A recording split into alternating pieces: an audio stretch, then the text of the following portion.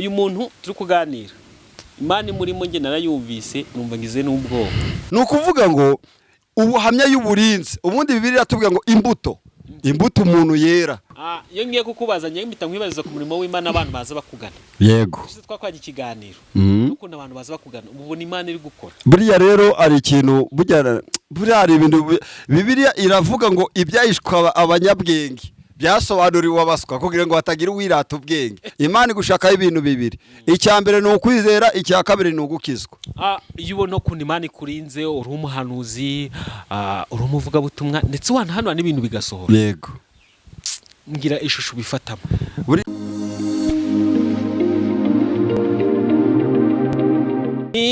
By'agashikashe komeye kuditemano kuri Gonareke Plus, amahoro y'Imana akomeze kubana namwe. Njewe nitwa David, ninjye mugiye kubana muri kigano nkanakiyobora, ariko nanone kuri kamera za Gonareke Plus turafite umuntu w'Imana, umukozi w'Imana. Ntago turi twenyine, turi kumwe na Ndi Umukristo TV.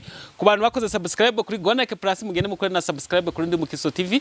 Ku bantu bakoze subscribe kuri Ndi Umukristo TV muze munakore subscribe kuri Gonareke Plus. Hano imbere yacu kuri kamera turafite umukozi w'Imana. Ni umuhanuzi w'Imana, ni umuvuga butumwa. Ikiruta byose akunda Imana n'abantu pe. Twaganira ubushize tukwana ikiganiro cyiza cyane. Nange navuga ati umukozi w'Imana nzongera kumubona gute. Uyu munsi rero Imana yemeye ko nongera kumubona. Twaganiye ku bintu byinshi, yaduhaye ubuhamya ku bantu batakurikiranye ubuhamya bwe, mbonge basuye mu kiganiro nakoranye nawe. Ariko uyu munsi Imana yemeye ko twonga tukaganira.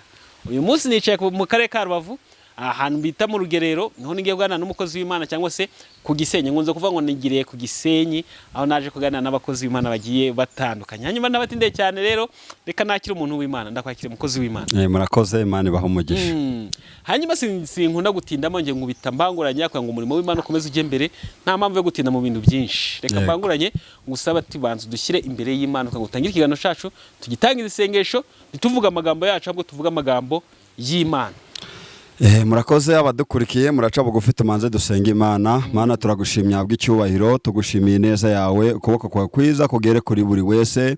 Ndasenze kugira ngo Mana abari bwumva ikiganiro kuri Ndi Umukristo TV, kugira ngo Mana kigiraho kibakura naho kibashyira, ababaye bose baruhugwe, imiruho yose bikoreye cyangwa se imitwaro bahetse ku bitugu byabo, Mana uyibakureho kubera ko ushoboye byose. Kandi ndasenze kugira ngo tuyobore mu kiganiro, noho tugiye kuganira David umushoboze kandi umwambike imbaraga, ineza yawe nigumye tuganze kandi ubwiza bwawe buturasire mu izina rya Yesu, amen. Amen. Hanyuma tutatangira ikiganiro umukozi w'Imana, reka banze ngira udutangazo dukiya ntago turi buze gutinda tukahita dutangira ikiganiro cyacu neza. Hanyuma ku bantu badukurikiye ni ibanga rimwe ngiye kubibira, ku bantu bambaza nimero z'abakozi b'Imana twaganiriye, inimero yabo iyo dusoje ikiganiro ndamubwira akayivuga mu kiganiro. Hanyuma ku bantu bambaza nimero y'umukozi w'Imana bashaka gusengana nawe cyangwa kuvugana n'umuhanuzi w'Imana, muba mugomba gukurikira ikiganiro cyose mukagisoza ngo mwumve nimero y'umukozi w'Imana. Irindi tangazo mfite, nyuma y'igihe kirekire abantu bansaba ibintu byo kugira ngo nge mbakorera live mu birori bigiye bitandukanye, mu bukwe se, mu anniversaire se, cyangwa se mu bindi bintu byose, nkabafatira ama video cyangwa se mu bukwe bwabo nkabafatira n'amafoto meza. Ibyo bintu Gonareke Plus yafunguye Gonareke Pictures kugira ngo mwese mugende muyiyoboke, muyikurikire, muyirebe neza. Cyane cyane hari service dufitemo nziza ku bantu batuye hanze y'igihugu no ku bantu bashaka kwerekana ibirori byabo ku buryo bwa live. Twatufunga akantu kitwa stream live, ako kaje dutambutse ibintu online live biri gutambuka ku bantu bafite imiryango iri hanze. Ibyo bintu tuzatubitambutse ku bantu bashaka gukurikira ibyo bintu byo hanze. Ikindi dufiteho discount, tugafiteho kugabanyiriza abantu amafaranga mu gihe usanzwe ukurikira Gonareke Plus. Ni akantu keza cyane. Hanyuma mwaduhamaga kuri 078 27 51 abantu bafite ibiriyo babuza babo ariko bari hanze bashaka gukureba mu by'umuhango wose uri kugenda, ni karibu. Abantu bafite ubukwe mushaka gutambutsa ibintu byanyu live, mugomba kuduhamagara kuri iyo nimero cyangwa se mukatwandikira. Kozi wa Mana umeze ute? Turashima umwami Yesu nta kibazo. Wakoze ubukwe? Yego. Nago neza gufotora Gonareke Pictures ndaye kuzagufotora. Oya birakwiye. Nuko bitasubira inyuma. Nabisubiza inyuma ukamfotora rwose. Ubwo none ubaye wande. Kandi noneho ikintu kizi dufitemo discount ku bantu basanzwe bakurikirana Gonareke Plus. Yego. Gonareke Pictures hari ukuntu ugira ubushobozi ariko ukaba ufite amafaranga makeya, wahamagara abantu benshi bakagira ute bakaguca amafaranga y'ikirenga. Kandi warasenze Imana ikavuga ngo ngewe Imana yanyemere ko hazaba arimo amakamera tugakamerwa. sibyo yego ni serivisi nashyira abantu bizeye Imana nibyo rwose Gonarike Plus noneho ukaba warasenze Imana ikavuga ati ubukwe bwanjye buzaba burimo iki amakamera bangoreye video bampeze n'amafoto meza kandi wasenze Imana ikubwira ko ubukwe bwabo zagenda neza yego sibyo yego ukaba ufite amafaranga makeya twebwe ntago turi gusaba amafaranga menshi ni make ko ngo tubone transport tugeze ahantu ubwo bukwe buri kubera ndetse n'abakozi bazi kugira ngo baze kubona amazi yo kunywa n'utundi tuntu duke two kwifashisha ibyo bintu bigatambuka neza kirushijeho tukabitambutsa live ubundi ukavuga ati njye narasenze ibyo bintu ni byiza rwose ni byiza rwose nawe utabikunda ufite urwibutso rw'amafoto y'ubukwe yawe amafoto rero buriya urayafite oya ariko ufite video y'ubukwe bwawe oya kandi warasenze Imana ikavuga ati nzagukora ubukwe urumva nyine na akantu kanciyeho nanjye iyo nza kubimenya mbere mba narifashe nanjye utwo tuvideo ariko kubera ko nyine urumva bibonye buno kushishikariza abantu kugira ngo bajye kuri urubuga bakore subscribe na share kugira ngo babone nimero yawe ubundi ujya kubatwikira yewe mwumve neza tugiye gutangira ikiganiro mu byumve neza niba warasenze Imana ikakubwira ati nzagukorera ubukwe bwiza ukaba uri guhamagara abantu benshi busanzwe uzi bakamera bakaguca amafaranga menshi y'ikirenga Gonarike Pictures ibi nibyo yaje gukemura iri gusaba amafaranga makeya kugira ngo umuntu wasenze Imana ikamwemeka izamukoreshereza ubukwe yego sibyo akabona nta bushobozi afite bwo gutanga amafaranga menshi y'ikirenga twe turagusaba makeya tukaza tukagukorera ibintu neza niba wabuze umuntu wawe kandi ushaka gukurikirana umuhango we uri hanze ariko ugasanga ubushobozi nta mafaranga menshi ufite bitewe n'abantu baza twumva ngo barasubijwe kandi mu by'ukuri nabo bari mu bigeragezo bitandukanye kandi ukaba ushaka gukurikira umuhango wabuze uwawe ibyo bintu nibyo tuje gukemura ariko ku muntu usanzwe ukurikira Gonarike Plus mu byumve neza wakoze subscribe kuko mu kintu cyameza ajya ngo bazanye uzajya unyereka screenshot twakoze subscribe nyeke n'ibiganiro nka 3 watanzemo commentaire ubundi tugufashe urwibutso rugumane ugira amafoto meza video nziza ibyo byose turabikwemereye ariko ku mafaranga makeya niyo wasenze Imana rero mumbe ko kuri Gonarike Plus ntacyo muzatubura amen nanje nabikemuye nasanze icano ni y'Imana ibikoresho Imana yaduhaye ni iby'Imana ni y'Imana rwose ahubwo ndimo ndararikira n'abantu rwose kugira ngo batugane vuba niba warasenze ukumva Imana ikubwira ati ngiye zagukora ubukwe bwiza harimo n'amakamera hamaga kuri Gonarike Plus Gonarike Pictures izi gukorera mbona ukuvuga ngo David ikintu mwemereye nuko abantu ubabwiye ko nta kirenga cy'amafaranga gihari bagomba kugusanga bagafata nimero rwose bakaza ukabakoreye nicano y'Imana amen hanyuma rero reka dutagira ikiganiro shasha hamwe n'umukozi w'Imana ngo twibere ku Gisenyi mumeze muti turashima umwami Yesu akazuba kari kuva nta kibazo Imana yaguhaye turukukora cyane ubushize bwo duherukana twakoze ikiganiro cyiza we cyiza uduha ubuhamya yego tubwira kuntu maze umwaka umwe uryama kuri matera na n'ubu ndacyabitekereza byari bigoye byari bigoye cyane ariko ubundi cy'Imana yakuvuzeho ikirindisha ikizakora niba Imana yaravuganye nawe ugomba kwizera yuko Imana izakora n'ibindi babamye bwana cyabutekereza umutwe narandiye rero kuntu ugaragara wambaye neza ahantu turi gukora harasa neza ugaragara neza ubyibushye ariko ukamara umwaka umwe uryama kuri matera gusa abakozi Imana bakubita yegetseho ntago ijyaye makuduteza rubanda abantu Imana iri gukubita yegetseho ukabuzi neza kiwa waburaye rwose wakwisiga kujana ugasa neza yego wagira mu bantu ngo dore w'umuntu Imana yasubije rwose nazo utera haleluya amina neza ko waburaye abantu b'Imana iri gukubita yegetseho reka tubasuhuze yego mukomere abantu Imana iri gukubita yegetseho ijambo Imana yavuze iririndisha ikizakora nanjye yajyaga ibimbwira ngabona ari nk'inzozi ariko ubu nona nimukomere Imana izabikora maze iminsi nivuga ati ariko kuko abantu batazi Yesu abantu batazi Yesu babayeho bate se babayeho bari mu mwijima se babayeho bari mu byaha se babayeho bishimye abantu batazi Yesu babayeho bate buriya rero abantu batazi Yesu baba bameze ngimbwa y'igihomori ba inyuma y'igipango kubera ko ibona akantu gato gahita yiruka ikabona akantu gato gahita yiruka rero bishatse kuvuga abantu batazi Yesu pe ni ukuri babayeho nabi bafite umubabaro urugero rwa mbere ndi buguhereza urabona nubwo wenda byari bikomeye mu gihe kizaza ariko ubu none atuvugana Yesu ni umwami Yesu ni umwami rwose murabona ko nta Imana itakoze Imana yarahabaye yagica mu bintu byinshi nawe rero kutwumva ihangane rwose aho kugira ngo wiyahuze inzoga ubusambanye n'ibindi byose gana Kristo nk'umwami n'umukiza Imana izabigukuramo byose uyu muntu tugiye kuganira, abantu badukurikiye mwumve neza, mujye mezi uburemere bw'umuntu tugiye kuganira. Mushobora kuri kumureba gutya, ni n'umusore biragaragara, ariko noneho Imana imurimo irenze uko agaragara uko nkuko. Ngiye mpamvu mbivuga gutya, mbivuga ngendeye ku buhamya yaduhaye mu kiganiro twakoze ubwa mbere. Ni umuntu wahanuriye abantu ibintu bigasohora, ariko akagoma mu kigeragezo kandi akihangana. Hari n'ikindi kintu yavuze, kubona urubyaro agize ute bikomeye. Kandi mu by'ukuri hari abantu benshi yasengeye bagera mu rugo bakabatera amada bakabyara cyane rwose, ariko we agagumana icyo gikomeye cyo kuba adafite umwana ngo amubonere ku gihe. Yego, bude ni ukuvuga ngo narababwiye ngo icya mbere ni ukurinda ubuhamya. Iyo urinze ubuhamya bwawe ukemera Imana ikagukubita yegetse, ari byo nababwiye. Ubuhamya bwawe bugeraga igihe Imana ikaza ikagushungura ikavuga ati kuba wararinze ubuhamya nanjye reka nkugirire neza. Ako kakagenderaho rwose, kandi nawe kakagendamo igihe kirekire cyane. Ufite nzayimana ngo nzagutabara, iyo nzirekire. Imana ikora ibitangaza bikomeye cyane. Abantu munkurike mugerageze mu nyumve njyewe David, mu nyumve, ariko nanone yego, nimujya kunyumva mumanze mutekeze Imana isumba byose. Uyu muntu turi kuganira, Imana imurimo nge narayumvise numva ngize n'ubwoba. Avuze akantu ko kuryama kuri materinite mpamvu mwakumwe, ako kantu n'ubu ndacyagatekereza umutwe ukandye.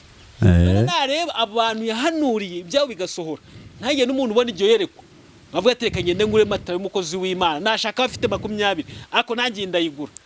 Buriya rero David biragoye.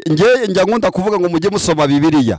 Umuhanuzi umwe witwa Elisa yageze ku mugore wari warabuze urubyaro, arangije aramwitegereza aravuga ati ariko uyu mukozi w'Imana reka manze mugaburire. Aragenda aramugaburira mu ibyo kurya n'ibyo kunywa, arangije abagiye mu gicu, aravuga ngo umwuka wera arandegetse ngo kindi gihenga kino uzaba ukikiye umwana.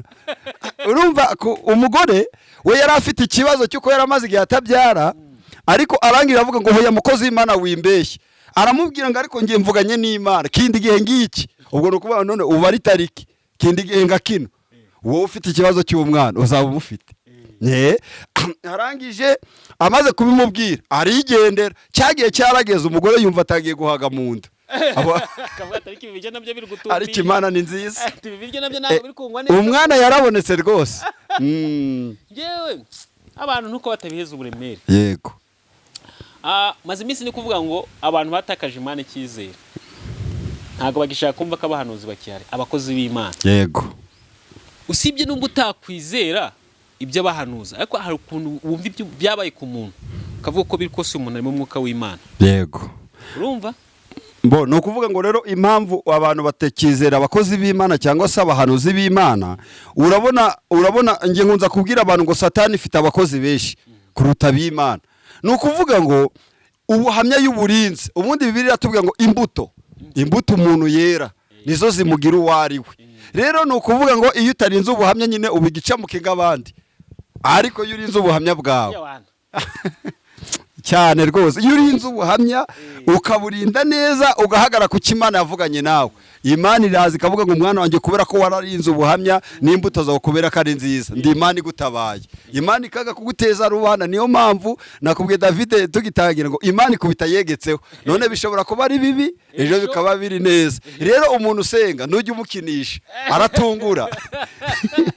Aratungura rwose. Umuntu usenga apfa kuba yaravuganye n'Imana, ari Imana yavuze. Wabivuze neza. Rero ngo ujya kuba uzahere kuri abantu batatu. Yego, uzubaho umuntu w'umwana. Yego, burya umwana uko byagenda kose yakivuka. Yego, gategori zose wamubaramo zimushyiremo. Yego, bese ikintu cyose wamubaramo. Umwana akivuka wamubaramo bazaba abaperezida, bazaba abasirikare bakomeye, bazaba abakire. Umwana akivuka ibyo byose abagize ute? Yego, ababyiteze. Sibyo? Yego, mu bwabuzima bwiza bwose utekereza wawumubaramo. Uwo ni umuntu wa mbere ugomba kugira ute? Kubaha. Hari undi rero ugomba kubaha, umuntu uri gukina n'ikaramu uri kwiga. Sibyo? Kabisa. Uwo muntu uri kwiga, yego, nukarebe bura n'abakomeye abakazi. Umwe yakwiga akabura akazi rwose. Isa n'isa ushobora kubona yakaramu ye aratungurana ukabona wabonye akazi ke rwose. Waramupingaga ikaramu ikakagira ute? Kakamuhesha kabisa, akazi keza ukamukenera cyane rwose. Umuntu wa kabiri. Yego. Umuntu wa gatatu rero ari usanga twese twisangamo umuntu usenga Imana, umuntu usenga Imana by'ukuri, shyiraho ngo by'ukuri, waba uri mutoya waba uri he, umuntu usenga Imana by'ukuri cyane, twese kategori tuyisangamo. Yego, waba ufite imyaka 100, waba ufite imyaka 20, yego, 15, yego, umuntu usenga Imana atungurana, ntago areba ngo yarizi, ntareba ngo akiri umwana, ntareba ngo arashaje, ahubwo isaha y'Imana iraza ikagira ute igakora. Buriya David, hari ikintu hano uvuza abo bantu batatu, hari ikintu hano navuga ku muntu usenga. Hari ubona umuntu usenga ukamusuzugura, ukabona neza ko byamurangiranye, ariko abafite nzayimana, abafite nzayimana, abafite iby'Imana yavuganye nawe. Rero we kujya usuzugura umuntu usenga, umuntu usenga wageze ku karago akumva uko Imana ivuga, ahubwo nawe ufite ibibazo, genda mu cyumba cyawe hahandi usanzwe usengera, upfukame uhamagara iyo mu ijuru, iraje ibikore rwose. Hari umuntu wavuze ati ngo ntugakina n'isengesho, reka ngo nawe usenga kina, nawe ukinasenga, nawe ukinasenga,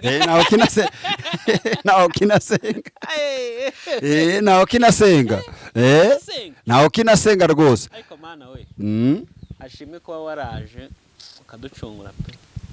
Buriya rero David, Yesu nawe uribuka hari aho yageze, aravuga ngo data niba bishoboka iki gikombe kindenge, ariko bye kuba uko nshaka ahubwo bibuka ushaka. Uwa kabiri Mose yakuriye kwa Farawo atemego, ariko Mose aba umwami. Rero nawe mu kigeragezo wabuhagazemo, mu bantu badukurikiye bari mu gihugu cy'u Rwanda, bari hanze y'igihugu, mu kibazo cyose waburimo, wibuke yuko Mose yakuriye kwa Farawo atemego, ariko abaho, nawe uzabaho. None ukuntu ntinya Imana, Mose yavuye kwa Farawo atorotse, Imana nanjye imusubizayo, kandi uzi neza ko yavuye yakoze amanyanga. None umusubijeyo nibagirwa amanyanga yagize ute, yakoze, ntabwo yongera akora andi manyanga. None zinamurindira nicyo bundi kuvuga ngo Imana nicyo bivuga. Imana ihora iteze ibiganza, ihamagaye abarushye n'abaremere, waba uri mu kabari, waba uri mu busambanyi, waba uri mu zindi ngeso zose zitandukanye, Imana ihora iteze ibiganza iragushaka kugira ngo uzi kubabarire. Ubundi nta kintu upfana n'Imana ni ukwihana ibyaha byawe. Hanyuma uyu muhanuzi turi kumwe n'urugero rwiza ku bantu batumva Imana neza, ni urugero rwiza kugira ngo wumve Imana. Umubonye gutya ibintu aba yatubwiye ntabwo wabimutekerezaho. Ukuntu yambaye neza pare simate, ari simate pe, simate kuri rwa rwego umutana bitekereza. Ari smart, zese simunabibona. Yari yarabivuze kera, ariko isura igaragara. Ari smart. Akubwiye ubuzima yaciyemo, ushobora kuhita uvuga ati se uyu muntu ni we cyangwa arimo kutubeshya ni scam. Ni ngewe rwose, ni ngewe cyane, ni ngewe cyane David, ni ngewe. Tugiye kujya mu ijambo ry'Imana mu kanya, ariko reka tukomeze twiganire gakeya. Turajya mu ijambo ry'Imana, abantu bazi neza ko ndikunda. Yego. Iyo ngiye kukubaza ngiye mpita nkwibariza ku murimo w'Imana, abantu baza bakugana. Yego. Twakwanya ikiganiro n'ukuntu abantu baza bakugana, ubona Imana iri gukora. Buriya rero ari ikintu, buriya hari ibintu Bibiliya iravuga ngo ibyahishwa abanyabwenge byasobanuriwe abaswa kugira ngo batagira uwirata ubwenge. Ni ukuvuga ngo ngewe nari nzi ko ibibazo biba mu Rwanda gusa, ubu no hanze ahubwo nayo hari ibibazo. Buriya David, mu kiganiro twakoranye, abantu bafite ibibazo ni benshi cyane. Icyakora Imana ibasange, Imana ibakemurira ibibazo byabo. Imisonga ni myinshi, nawe ufite ibibazo ariko nawe uraje bikemuke, humura. Ubwo wakubitanye n'umukozi w'Imana biraje bikemuke rwose. Naye se ko ndagushya ufite ibibazo, Imana ishimwe ko mwaye ijambo ry'ihumure ko birakemuka. Humura birakemuka rwose, nugira kwizera. Hari n'abantu bashobora kurikira bakamwita ariko David nguraseka, twumva nta mutima mubi wigirira ntawe. Buriya rero ntabwo wabura guseka, buriya nawe ukurikije Imana yagukuye byari bigoye. Hari igihe wenda nawe utanze ubuhamya, ufite agasonga kawe wicaranye, ariko waza ukagatanga imbere y'iki kiganiro, nabo bagahita bavuga ati ye ura David bujya nawe byari bikomeye. Ariko turashima umwami Yesu, turashima Imana. Mw'abantu mweka tureke kwirarira, mw'abantu nubwo nawe uri hanze wenda mu gihugu by'amahanga, kera hawe urahayobewe. Ntabwo wahayoberwa, ntabwo wahayoberwa. Buriya rero David, hari ikintu kimwe njya mbwira abantu, hari abantu bahura n'ibibazo, noneho akaba yarasenze Imana, akaba avugana n'Imana, ariko yahura n'ikibazo kadogo, akabazo gatoya, agatangira akavuga Imana aranyibagiwe, agahita yiyahuza inzoga ngo ni amaze amastress. Hoya dayimoni ndakakunyage ahubwo cyagiye ucitse indege niho ibyawe biba bigiye gusubizwa. Cyagiye ucitse indege uri kubona yuko uri kuri zero niho ibyawe biba bigiye kugira ute gusubiza. Hari umuntu duheruka gusengana arambwira ati mukozi w'Imana ngiyewe narambitse rwose ubu ngiye kwiyahuza inzoga ati abantu bameze neza ni abantu badasenga. Ndamubwira ati ndamahoro y'umunyabyaha kandi na Bibiliya irabivuga ngo ndamahoro y'umunyabyaha ntayo rwose. Ikiza satani hemba ni ukugukuramo amenyo, kukwica amaso, kukugira ikimuga, ariko Imana yo wayikoreye ntabwo Imana yagutererana. Oya abantu nibareke kwijijisha. Nubwo abantu tujya mu rusengo ngo haleluya. Kumva umuntu avuze ngo haleluya, urumva? Yego. Ariko ubundi si kuvuga haleluya udakura ururimi mu kanwa. Kera hawe urahayoberwa. Ntago wahayoberwa. Bura ikintu mbona kigora ni nuza n'agahinda. Agahinda nawe wabambaye costume. Naho waba ugenda muri lava. Naho waba ugendera muri Benz. Agahinda kaba kakicaye hano mu mutima. Ubwo nukuvuga ngo uko wagenda harige wicere mu ndebe wanatera haleluya ukibuka ibikomere byose wahuye nabyo. Ukavuga ngo haleluya ariko kibuka yuko mu rugo byakomeye. Imana rero igusangiwe kwizera mu izina rya Yesu. Ikugereho. Koko urirengagiza ari abantu birengagiza bankana pe. Abantu birengagiza. Ariko tureka kuvuga kwa bino bintu. Tuvuge kwa bino bintu. Icyo gishoro waba udukurikiranye uri kutwumva nuzatureba wese kuburiho nicyo gishoro cya mbere. Kuburiho nicyo gishoro kabone ko naho wakena, kabone ko naho wakwangwa n'imiryango, kabone ko naho wabura agaciro, ariko kuburiho nicyo gishoro. Imana igushakaho ibintu bibiri. Icya mbere ni ukwizera, icya kabiri ni ugukizwa. Nibyo bintu bibiri Imana igushakaho gusa. Ni wizera ugakizwa, Imana izabana nawe. Urabona hari umugore umwe ngo wagiye afata amarira ye ayasuka ku birenge bya Yesu amuhanaguza umusatsi we. Yesu aravuga ngo niba wizeye ubabariwe ibyaha byawe. Aramubabarira arangije aragenda. Bari bafashe ibibuye Davide ngo bamukubite, ariko Yesu aravuga ngo utarakora icyaha namutera ibuye. Ariko habura n'umwe. Ubwo rero wowe mu byaha byawe waburimo Yesu agutegeye ibiganza, araguhamagara ngo wowe urushye nawe uremerewe ngwino umusange akuruhure. Buriya sinzi ko abantu babyumva. Sinzi ko abantu ariko mujye mumfasha mu byumva. Mujye mumfasha mu byumva. Bagomba kubyumva kubera ko nukuvuga ngo iyi si ubundi iyi si tuyiroho ng'abantu bazapfisha. Hari abantu bigize abanyabwenge kandi ibintu by'Imana. Abantu muri ibintu by'Imana ko ikimushya mu bwenge bwinshi. Bura nukuvuga ngo nuko umuntu ubonaga barabona iby'Imana ndabwenge bubamo. Oya iby'Imana nta bwenge bwinshi umuntu ashyiramo. Ntabwo pe. Iby'Imana Imana ivuga ni ibintu byumvikana, ni ibintu bisobanutse. Iby'Imana rwose. Ubwenge bwinshi. Imana yivuganye nawe ngo nzakora ibizakora, reka gupanika ubwenge, reka gusiramo za nuze za nararibonye zawe, ahubwo wowe uvuge ngo ninavuganye n'Imana. Niba ikubwiye ngo kino kireke ni icyaha. Hari abantu rero usanga mu bwenge bwinshi kavuga ati nimbigenza gutya ngo biraza kugenda gutya. Nukuvuga ngo hari abantu bicira inzira. Imana ikavugana nawe ati wenda uzacuza boutique cyangwa se uzatura handi runaka. Akumva ko Imana ivuganye nawe ejo mu gitondo agahita ashaka. Yashaka rero urumva ryasezerano ry'Imana bariciyemo. Ubuse uzabaza Imana iki? Abantu bigize abanyabwenge mu bintu by'Imana. Babigize ngo ngenda ndabizi by'Imana ubizi kangahe. Buri cyo tuzi ni kimwe. Ko tugomba kugenda mu nzira nziza Imana igize ute? Ishaka. Yego. Ubundi nukuvuga ngo na Bibiliya avuga ngo na Bibiliya avuga ngo dushobozwa na Kristo uduha imbaraga. Intambaraga ufite rwose ntacyo wakora. Natwe kuba twicaye hano ni Mwuka Wera ubudutije utubaraga. Akavuga ati mwana wanjye igenda imbere ya kamera uvuge. Hari umuntu wambaje arambwira ngo ariko David tuvugisha ukuri. Mu butekereza ko kuri kwe n'abantu b'abanyabwenge benshi. Ati ndabizi pe. Abantu bankurikiye hano kandi pe nkurikiye hano benshi. Yego. Tugiye munsi y'umubiri bisanzwe. Umuntu usha ubwenge pe. Isibye n'ubwenge wenda n'ubumenyi murabundusha reka tubyemere. Yego. Ambaza tese nk'abantu uzi neza ko bagukurikiye ubakurusha ubwenge bwinshi n'ubumenyi n'ibintu by'isi ndavuga ati cyane pe. Yego. None ngo wumva ugiye kubabwira iki? Habwe ati muri ibintu byacu ntago bibarizwa ubwenge bwinshi. Yego. Buriya rero ibintu byacu bibarizwa mu muntu uzi kumva. Buriya David ngewe hari ikintu nyandangira urugero kuri Bibiliya. Bibiliya uzi kibivugaho? Ivuga yuko umugabo umwe witwa Petero yakurikiye Yesu amaze kumukurikira, ariko kubera ko abigishwa bakurikiraga Yesu hari icyo bamushakagaho. Noneho Petero aravuga ati ariko Yesu ko nagukurikiye ngasiga byose, ngasiga imitugwanyi n'amafaranga, nzahembwa iki? Yesu amubwira ijambo rikomeye, aramubwira ngo ibyo wahombye nzabikukubira injuro 100.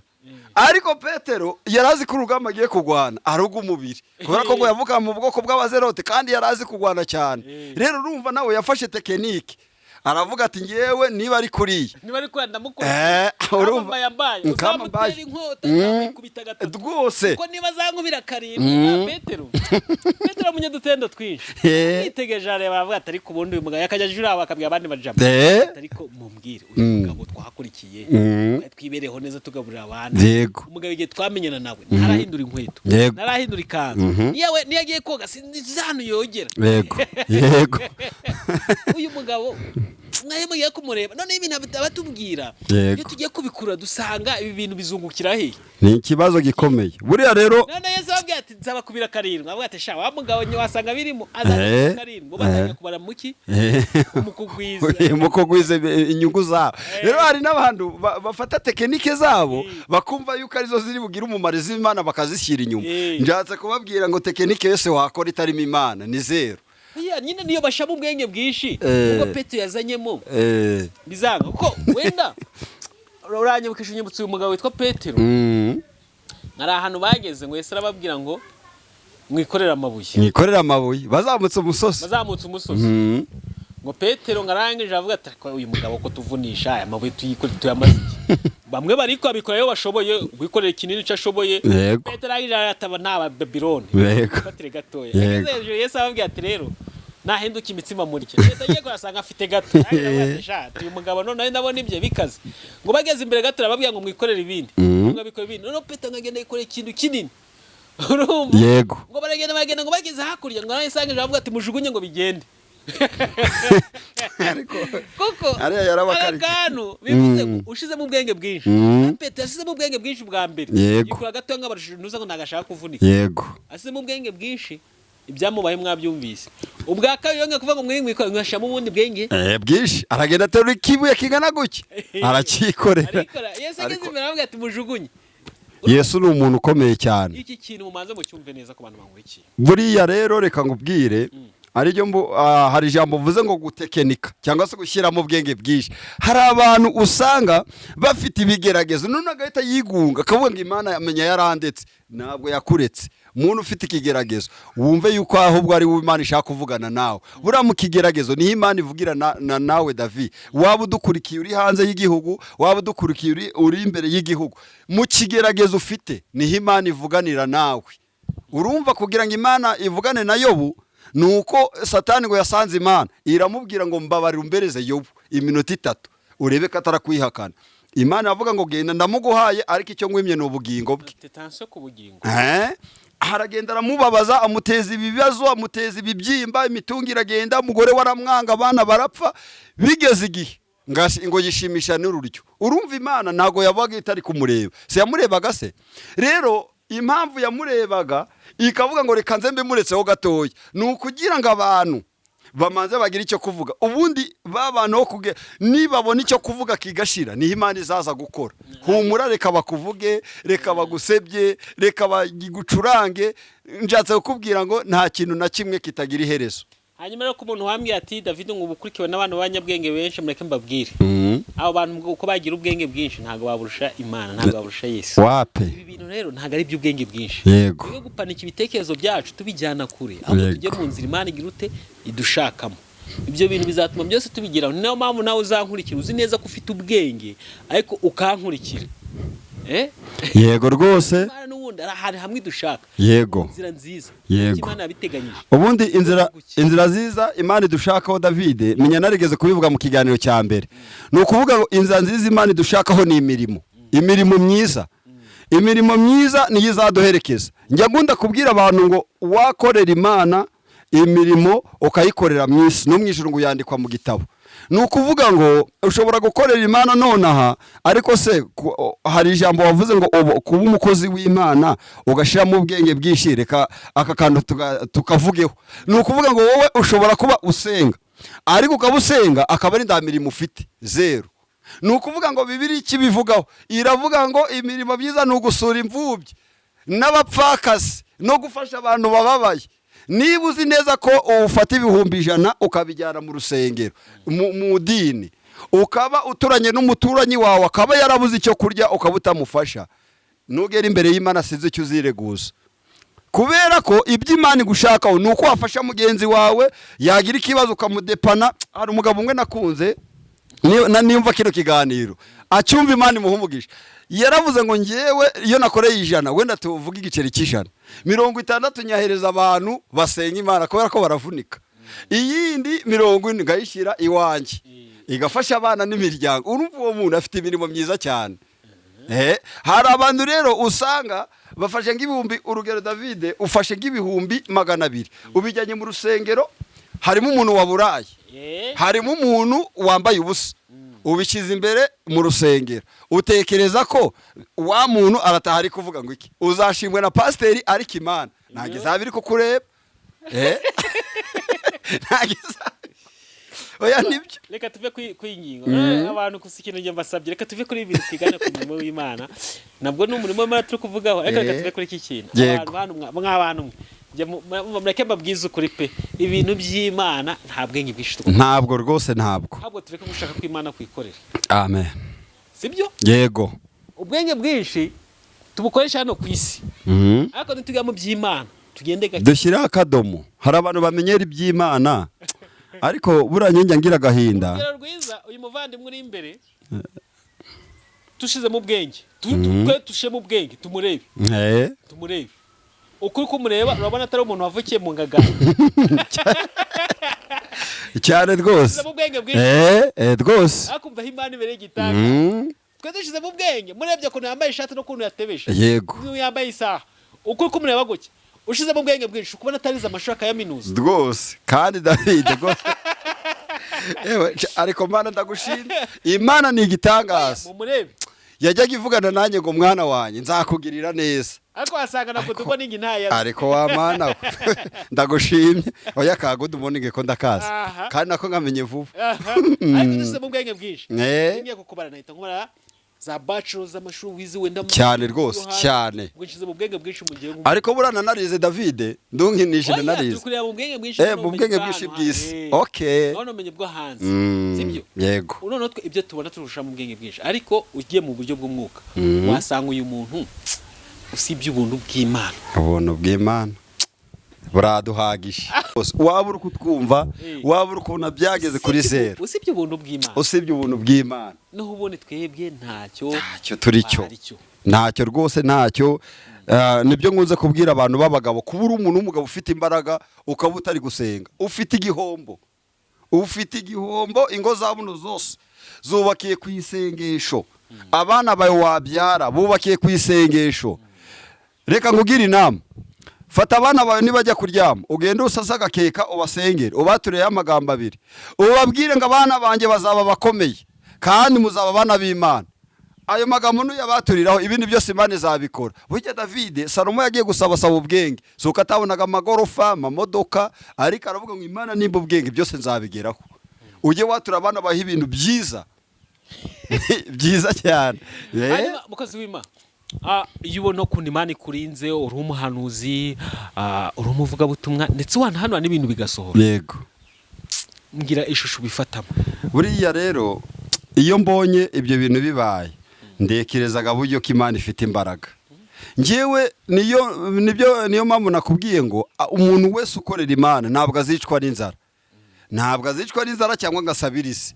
Hari ijambo uvuze ngo iyo tubishyiramo panike cyangwa se ubwenge, wabona ko ndi umuntu urenze cyane, ariko kubera Imana ikaba yaramvuze. Ntabwo ari ijambo twatangiriye ngo Imana igukubita yegetseho. Kuba rero Imana ikidutije imbaraga zo kuba twayikorera, natwe ntabwo ari ubwenge bwacu. Aho iyo ngiye guteshuka nanjye mbaga Yesu akavuga ngo data niba bishoboka iki gikombe ukindenze. Ugasanga umuntu yise amashuri yose ashoboka abaho, yize amashuri yose ashoboka abaho, tukatwicaye mu bisi imwe. Yego. Undi muntu utarigeze wiga ishuri na rimwe akarokoka impanuka, wawe niwize amashuri yose agapfa.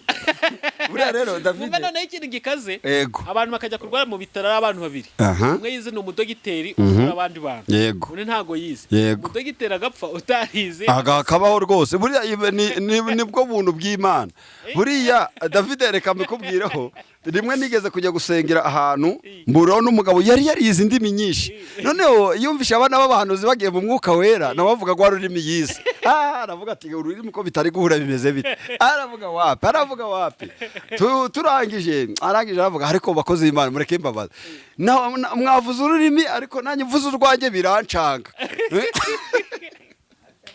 rero Imana yo mu ijuru iyo yashatse kukugirira neza ikugirira neza rwose aho ngaho iyo abantu bagiye gutekereza bakareba bakavuga ati ariko rero aha ngaho niho bita biducangira batabwe usibye Uwiteka gusa ni iyo wizeye Imana byose irabikora mu nzira zose mu bibazo byose waba urimo muri gahunda zose waba urimo Imana igira ute irabikora buriya David singiye kukubesha n'abadukurikiye wenda barabyumva ngewe numvaga ndazaba umuntu w'umugabo kubera ubuzima nari mbayemo ariko nsenga Imana ariko none tuvugana ntabwo watinya no kuma invitation nagenaga nayitwerera rwose ninge no kuba invitation mbaye ntakubisa amaso y'umwuka amaso y'umubiri ngo napfa kuba invitation yoroshye niyo mpamvu umurimbi yavuze ngo iyi Imana ikwibutse ahubwo se reka cyo tuvugisha uko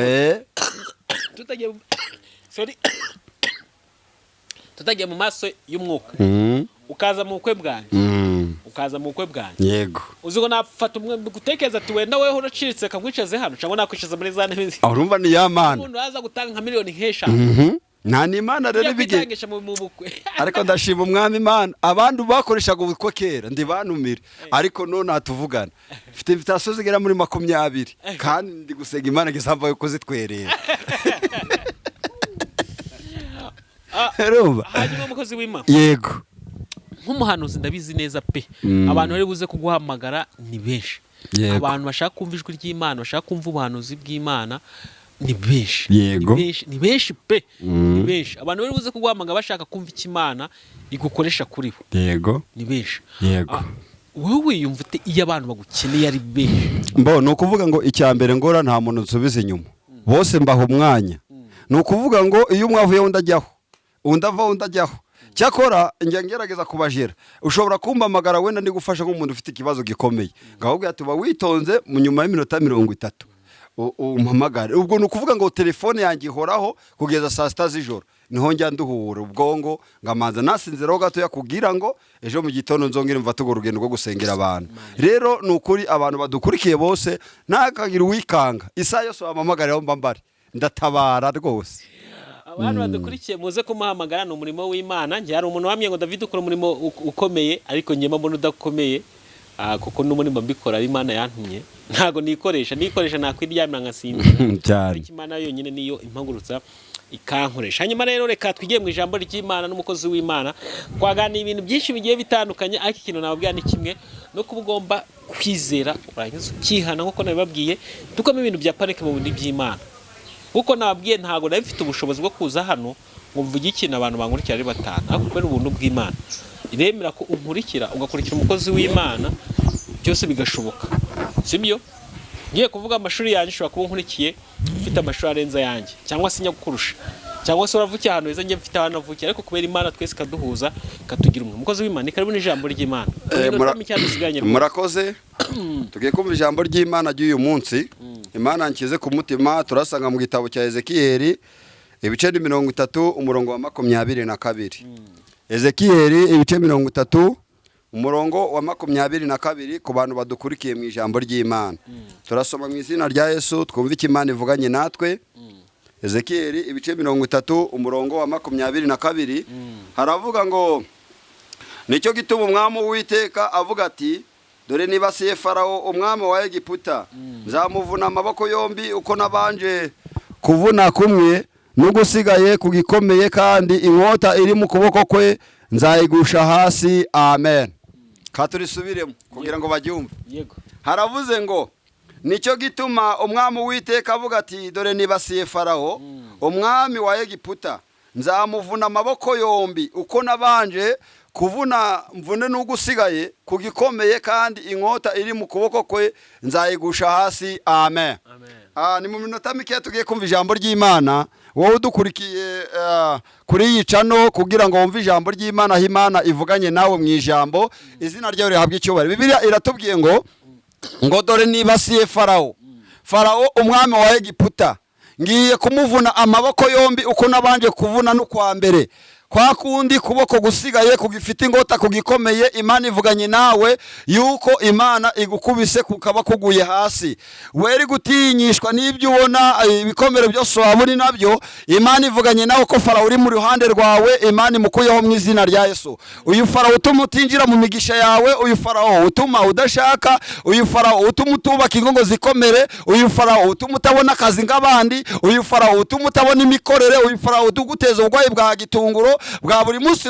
Ndakwihanganishe ngubwira ko uyu Farawo uri imbere yawe, Imana imuvunye akaboko kakandi kari gasigaye katuma gutizera Imana. Uyu Farawo Imana imuteye hasi, kandi kano kaboko ko Imana ikagushira hasi mu izina rya Yesu. Rero reka gutinya uyu Farawo uri imbere yawe, reka gutinya uyu Farawo uguteza ibintu by'ibigeragezo, uyu Farawo ukugumishije mu bupangayi. Wowe waba uri kutwumva uri mu bupangayi, ukaba uri gushakisha inzira ukabona ndanzira, Imana ivuganye nawe ko Farawo imwibasiye, uko yavunye amaboko yombi igiye kuvuna n'agasigaye.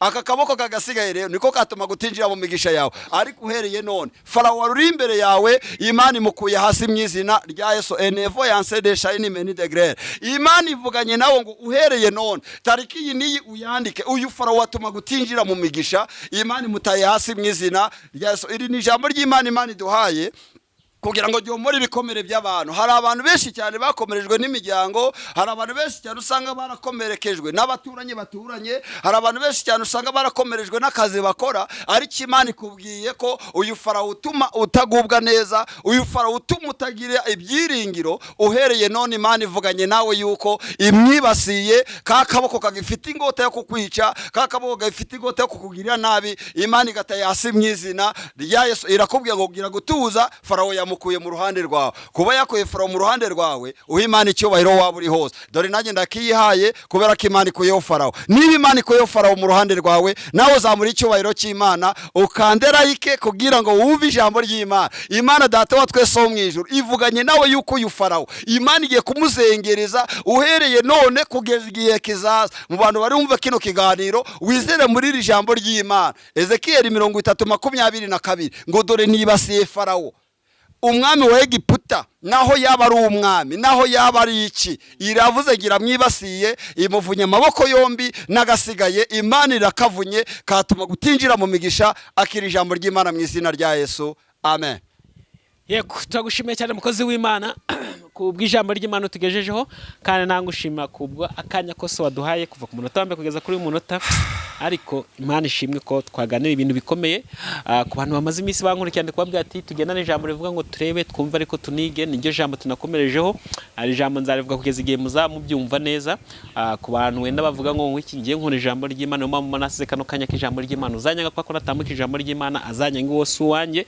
N'ubundi bajya bavuga ngo kurimbuka nta kindi kintu wamukorera ngo bikunde, ngo n'ubundi aba ari uwo kurimbuka. Hanyuma rero umukozi w'Imana twaganire nawe, tugiye gufata nimero yiwe nkuko nabibasezeranyije, kandi nababwira ati nibanga ndi kubibira.